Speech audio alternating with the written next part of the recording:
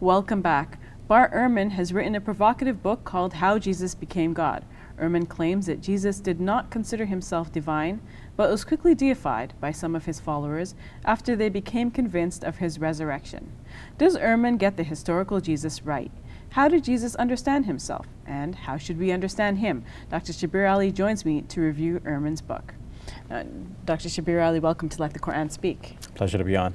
What are your impressions of the book? You've had a chance to read it. What are your thoughts on it? It's first of all, it's a heavy tome. It's about 400 pages, and it is well written, easy to read, very interesting in that almost every chapter begins with some kind of a personal story about his early years in college and so on. His friendships, his dating, and things like that.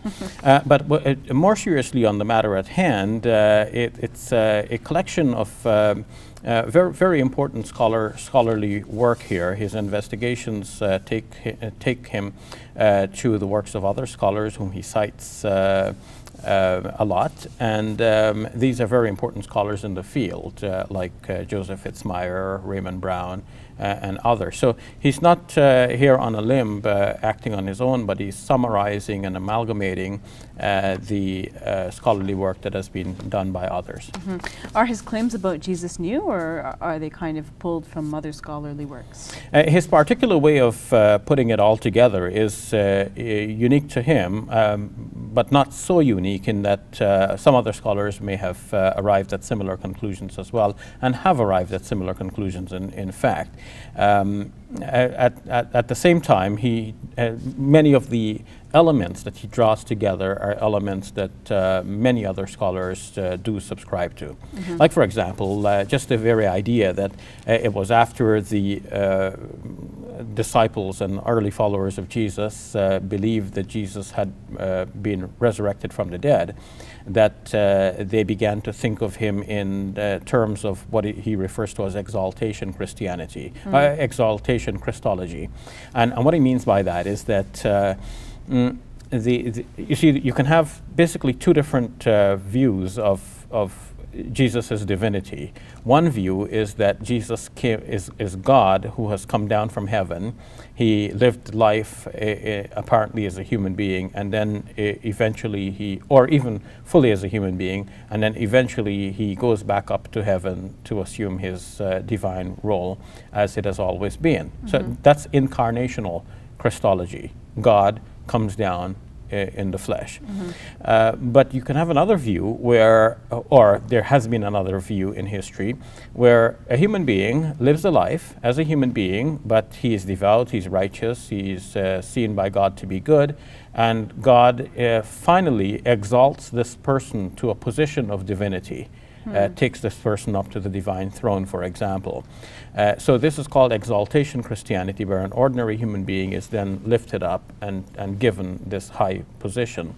So according to Bart Ehrman, and scholars other than himself, as he cites them, the earliest proclamation that Jesus was God was this kind of exaltation Christology. It wasn't the God come down from heaven, it was a man gone up to become God. It's interesting because Muslims also believe in the resurrection, but they don't believe that it had anything divine associated with it. So how is that connection made between an individual being resurrected and being God? At least Muslims believe in the ascension. Ascension, yes. The resurrection is a little bit more from a Muslim point of view, debatable. But as for the ascension, the Quran is very clear in Surah 4, verse 158, بَلْ رَفَعَهُ اللَّهُ إِلَيْهِ, God raised him to himself. So this is commonly understood by Muslims to mean that God raised Jesus up to heaven. The Quran says, وَمِنَ الْمُقَرَّبِينَ, and he is one of those who are close to God. So the idea that God has raised Jesus up to heaven, that Jesus is very close to God,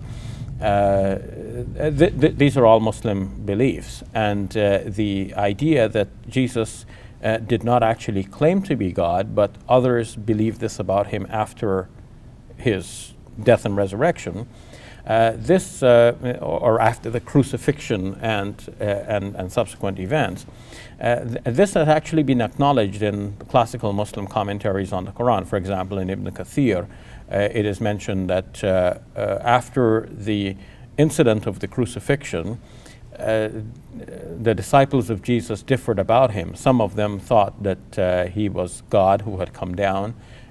Some had some varying ideas.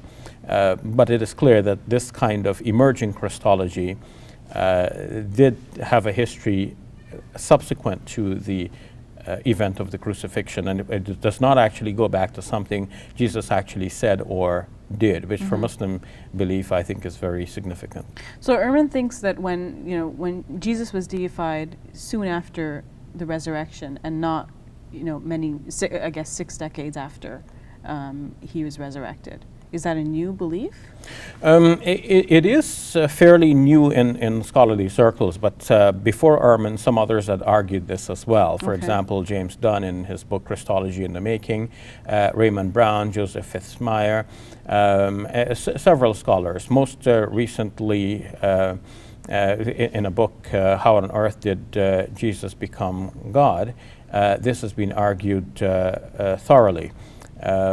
That idea has already been out there, but what Ehrman does now is to trace the development in a more systematic manner, in showing that there was this early exaltation Christology, followed by subsequently the incarnational Christology. So incarnational Christology, that God became man, this is found, or at least the beginnings of it are found in the writings of Paul and in the Gospel according to John.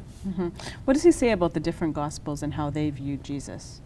Well, he shows that the earliest gospel, according to him, the Gospel according to Mark, which is a widely held scholarly position, does not present Jesus as being always God, and does not even think of the exaltation Christology as having come after the resurrection. He sees that the Gospels then try to put this idea that Jesus is God at an earlier stage in the life of Jesus. So the Gospel according to Mark, for example, shows that Jesus came to be declared as God at the time of his baptism, which was early in his prophetic career, some 2 to 3 years before the crucifixion event. And then the later Gospels, especially the Gospels of Matthew and Luke, try to put that idea of Jesus being God even earlier still, the earliest that possibly could have been imagined at the time, which was at the time of his birth. And so when speaking about his virginal conception, Matthew and especially Luke give the impression that God somehow is the father of Jesus instead of some human man being the father of Jesus. And that makes Jesus the Son of God. As Luke puts it, the power of the Most High will come upon you, saying to Mary, and therefore the one to be born will be called the Son of God. So he says the word therefore here is very important. This graphic imagery then is followed by this conclusion that this child will be the Son of God. So what he sees here is that there is a development soon after the resurrection of Jesus, or soon after it is believed that Jesus was resurrected from the dead. There is this idea of the exaltation Christology, and then the idea that Jesus had been adopted by God and exalted now is pushed back further in the Gospel according to Mark to the baptism scene, and then even further still in the Gospels of Matthew and Luke to the birth, and then later on further still to all time in the writings of Paul and the fourth Gospel. We're running out of time, but what do you think about his depiction of Jesus? Do you think it's historically accurate? Well, it is one historical interpretation that is viable, and it's scholarly recognized. What he's saying basically is that there was an idea of the Son of Man, who was a figure spoken about in Daniel chapter 7, verse 13, where he's not actually called the Son of Man. He said one like a Son of Man. But this is a depiction of some futuristic figure figure, a heavenly being who will come sometime in the future. According to Ehrman, Jesus spoke a lot about this apocalyptic figure coming in to institute what he calls the kingdom of God. And at that time, there will be a ruler, a human ruler. And Jesus believed himself to be that human ruler.